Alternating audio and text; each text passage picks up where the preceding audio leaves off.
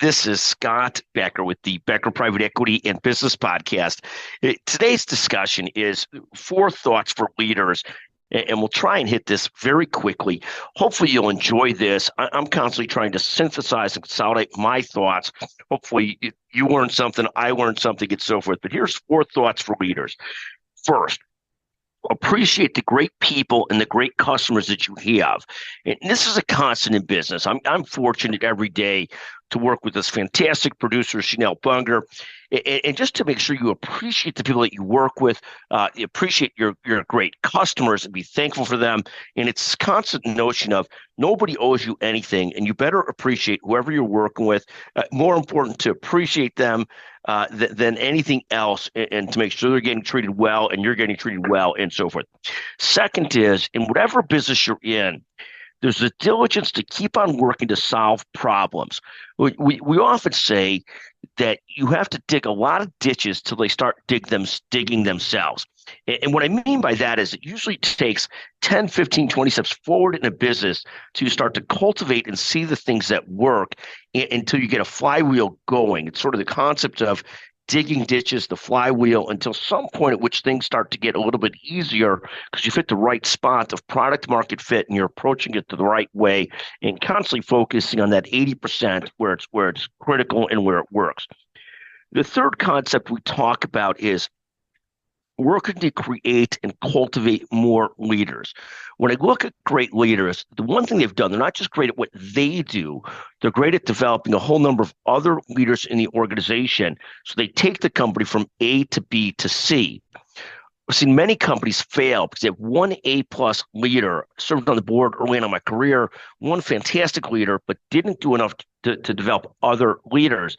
The contrast was another board of directors where they had 5 to 7 and growing numbers of emerging and great leaders, and led to a whole different level of success and be able to scale a company and build a serious company. Creating and cultivating more leaders is really important, and goes back to, of course, appreciating the great people you have, the great customers you have, and constantly building around those.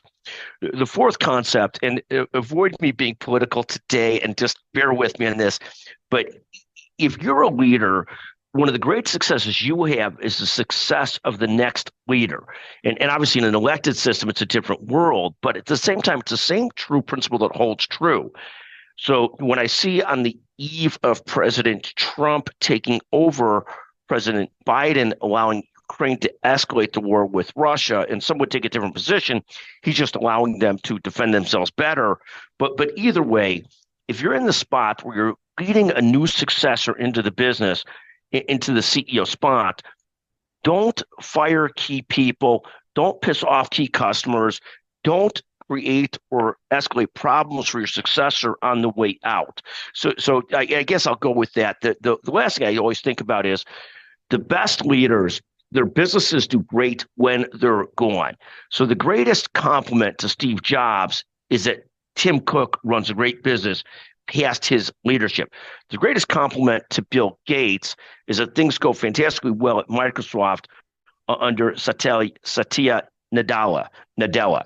And very similar with so many other companies, Jeff Bezos and Amazon, the company's doing fantastic under Andy Jassy. The greatest compliment to a leader is that the business does great when they're gone. It's not good for the ego, but it's really the highest compliment you could pay to a leader. In any event, those are our thoughts on leadership today. I might have added in an extra one. Thank you for listening to the Becker Private Equity and Business Podcast. Email me anytime at sbecker@beckerstrategygroup.com. It will send you a free copy of The Entrepreneur's Edge, the most recent book we wrote. You can also find that online for free at Amazon. Right now, we're running a special where it's free, not making it up in volume. It is what it is. Thank you for listening to the Becker Private Equity and Business Podcast. Love you. Thank you.